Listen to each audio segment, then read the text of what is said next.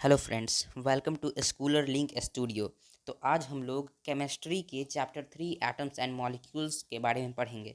तो सभी का हाफ ईयरली हो चुका है। I know that half yearly सभी का हो चुका है। तो आज हम लोग चैप्टर 3 के एटम्स और मॉलिक्यूल्स में उसके एटम और मॉलिक्यूल्स की हिस्ट्री के बारे में और लॉज ऑफ केमिकल कॉम्बिनेशन जिसमें 2 लॉज आता है वो पढ़ेंगे। ठीक, तो वीडियो को स्टार्ट करते हैं।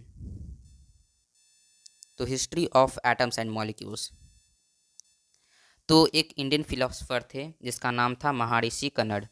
ये महर्षि कन्नड़ जो थे ये पहले इंडियन फिलोसोफर थे जो कि बताए थे कि if we go on dividing matter, अगर हम लोग जो है मैटर को डिवाइड करेंगे तो अल्टीमेटली जो है हम लोग को एक स्मॉलर पार्टिकल्स मिलेगा और उस स्मॉलर पार्टिकल्स को क्या कहेंगे, उस स्मॉलर पार्टिकल्स को कहेंगे एटम्स। ठीक, तो यहाँ पर जो एक इमेज दिखाया गया है इसमें इसमें जो है नाइफ से कट किया गया है, नाइफ से कट किया गया है एक मैटर को, और जो है उसको कट करता गया और एक ऐसा स्टेज आया जिसमें जो है उसको कट करना बहुत मुश्किल हो रहा था, उसको कट नहीं कर पा रहे थे। तो उसको जो कट नहीं कर पा रहे थे उस पार्टिकल को क्या कहेंगे, उस पार्टिकल को हम लोग एटम कहेंगे। तो यही एक महर्षि कन्नड़ जो थे वो कहे थे, वो पहले इंडियन फिलोसोफर थे जो कि ये कहे थे, ये फिलॉसफी दिए थे। तो दूसरा फिर एक इंडियन फिलोसोफर आया, वही बोला कि पार्टिकल्स जो है वो एग्जिस्ट करेंगे, कंबाइंड फॉर्म में एग्जिस्ट करेंगे। तो ये भी बोले थे पुकुद्धा काट्यम, ये भी बोले थे पार्टिकल्स जो है एग्जिस्ट करेंगे किस में, कंबाइंड फॉर्म में एग्जिस्ट करेंगे। और ये इंडियन फिलोसोफर जो थे महर्षि कन्नड़, ये एक बुक भी लिखे हैं इस पर। महर्षि कन्नड़ जो थे एक बुक लिखे थे और उसमें जो थे ये मैटर के बारे में बताए थे, एटम के बारे में बताए थे। तो मैटर को क्या कहते हैं, मैटर को हिंदी में कहते हैं पदार्थ, और एटम को क्या कहते हैं, एटम को कहते हैं परमाणु। परमाणु कहे थे, ये एटम नहीं कहे थे इसको इसको ये परमाणु कहे थे।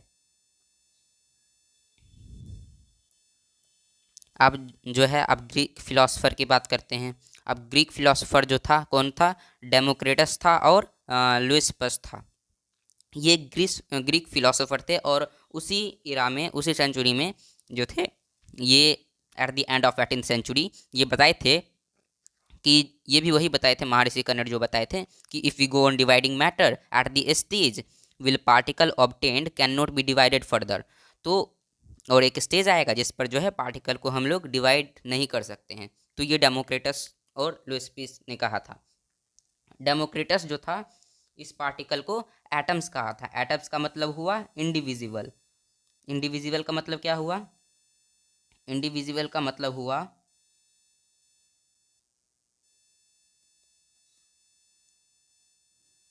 विच कैन नॉट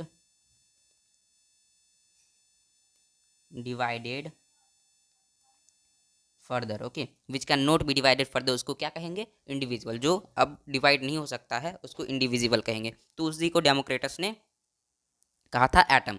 लेकिन जो था, लेकिन ये सब जो था, ये सब जो रजिस्टर नहीं किया था ये सब बात को, इसीलिए बाद में जो है जॉन डेल्टन ने यही चीज़ को रजिस्टर करके बोला था। तो वो पहले आदमी थे जो कि एटम का खोज किए थे।